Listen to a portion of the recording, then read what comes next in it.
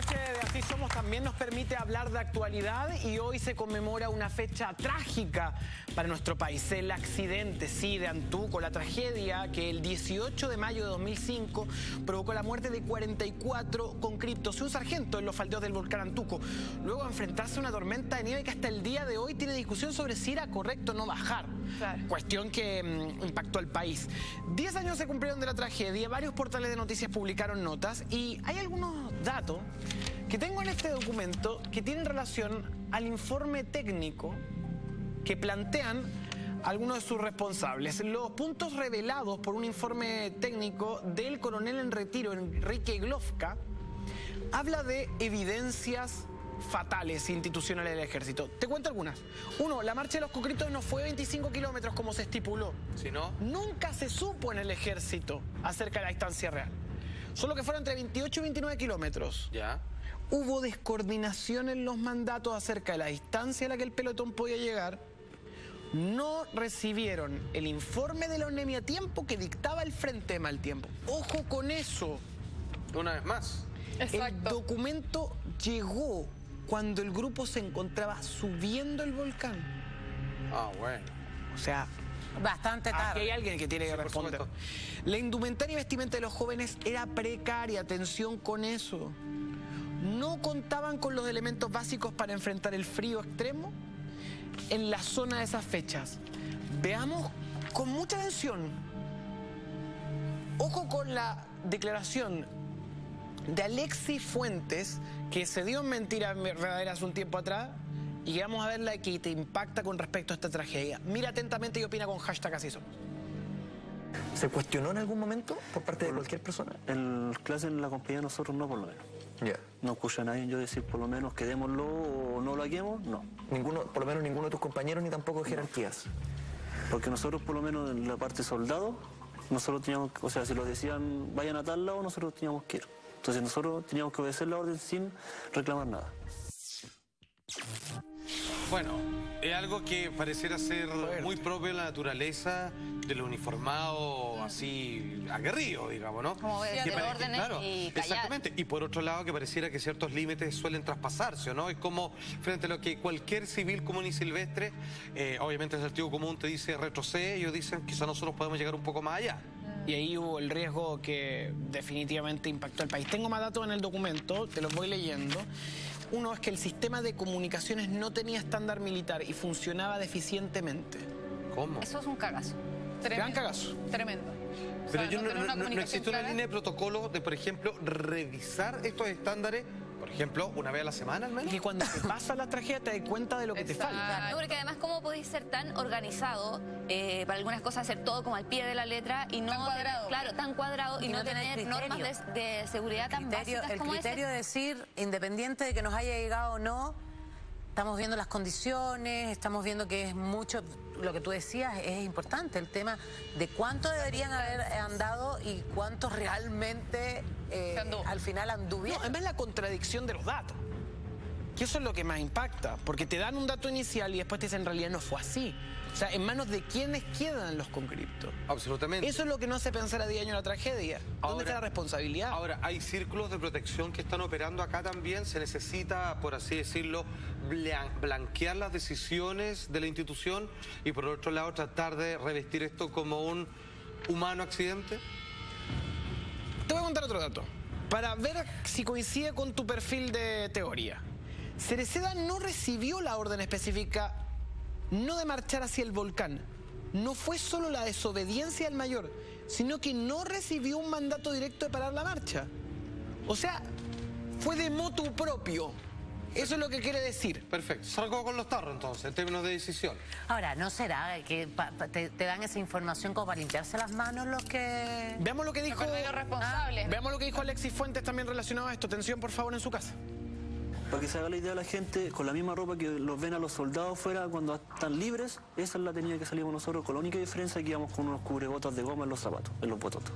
Esa era la única diferencia. O sea, ningún abrigo especial. Un abrigo, andábamos con una chaqueta, pero era una chaqueta de género encima y nada más. Nada de ropa adecuada para el clima, nada. como que para evitar esto lo que había que hacer era nada, quédate donde estás, digamos. Exacto, o sea, no recibieron el informe de la ONEMI, como nos dijiste, sobre el mal tiempo. O sea, no sabían cómo iba a estar. Pero jugaron con un riesgo innecesario. Exacto, ¿no? y más encima no iban con la vestimenta adecuada. Y al parecer eso es así siempre, verano, invierno, da lo mismo, por lo que contaban acá en el informe. Y eso es lo que preocupa. Ojo que en este momento hay que saber que el Estado, atención, el Estado no se hizo cargo. No se hizo cargo de los sobrevivientes de la tragedia.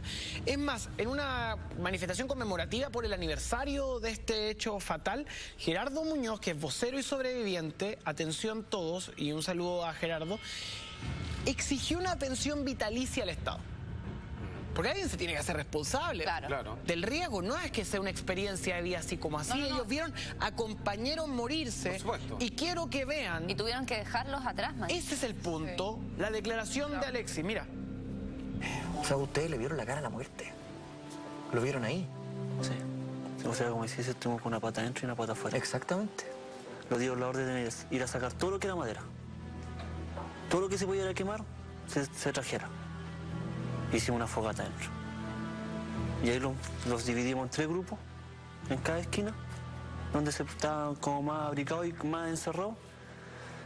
Y hicimos 3 grupos y 3 fogatas.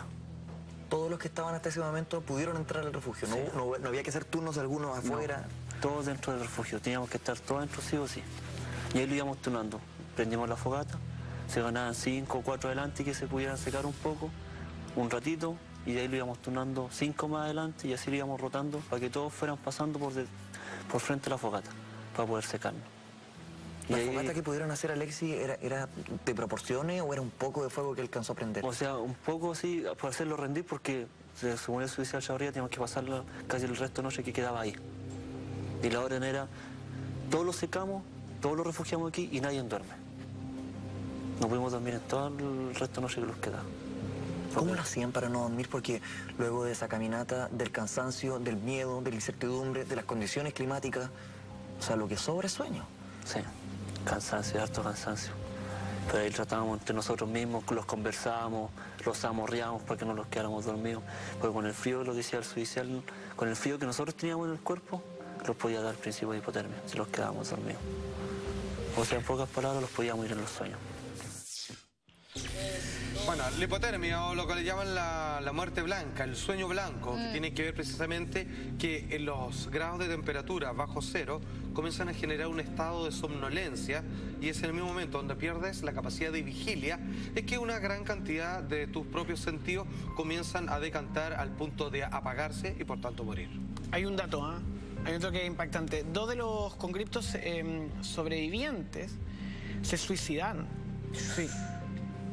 Y ellos terminaron internados en el hospital militar luego que intentaron quitarse la vida en 2 ocasiones. Esto debido a que las familias acusaron total abandono por parte de las autoridades, puesto que los jóvenes ni siquiera estaban recibiendo tratamiento psiquiátrico.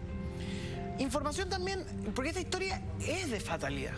O sea, no solamente nos hace pensar en el estado en que queda la gente que trabaja para nosotros, que son nuestros conscriptos, que protegen nuestras fronteras, o con eso, porque hacen algo por el país, y que se encuentran totalmente desprotegidos, por ejemplo. Sobre lo mismo, la tragedia siguió en los soldados de Anduco más adelante. Leslie Muñoz, de 20 años, se salvó de la tragedia porque se quedó en el refugio de los Barros, aunque era parte del pelotón. Sin embargo, murió producto del choque 1 año y medio después, ya que su auto sufrió trágicas consecuencias. Bueno, también otro dato es que estaba probándolo junto a su futuro marido, el ex conscripto y también sobreviviente de la tragedia, Pablo Castro. Otro sobreviviente, Jadi Álvarez, murió 2 años después del hecho en un trágico accidente en moto. Pero te queda dando vueltas el tema, más allá de la fatalidad. Tema de la psiquis, ¿cómo te queda después de esto? Es como de alguna manera los veteranos que vemos en las películas en Vietnam. Absolutamente. Bueno, Hollywood se ha hecho cargo mucho de ese tema que es bastante real y que tiene que ver con esos traumas que finalmente las personas que intentan seguir adelante, teniendo familia, de alguna manera tratando de recuperar parte de ese patriotismo ingrato que no les devolvió nada y que finalmente son personas que nunca vuelven a conciliar el sueño. O sea, ellos oníricamente regresan a la selva, a propósito del ejemplo de Vietnam. Muy diferente fue como los sobrevivientes de la Segunda Guerra Mundial, que hasta cierto punto se sentían que ganaron esa guerra, pero la de Vietnam la perdieron. En este caso no hubo enemigos, simplemente la inclemencia obviamente del clima y las malas decisiones terminaron convirtiéndose en sus verdugos. Quisimos recordar a los conscriptos fallecidos en Antuco a 10 años de esa tragedia y exigimos a la autoridad que se haga cargo y que esto no suceda nunca más y siempre se tomen las precauciones. ¿Por qué? Porque de alguna manera nuestros conscriptos hacen un trabajo por nuestro país que es relevante, importante y nos conmueve, en especial en estas situaciones cuando conocemos más de cerca la realidad en que viven. Quisimos hacerlo como un homenaje a 10 años, esperando que el Estado, en lo personal creo, se haga cargo de los sobrevivientes.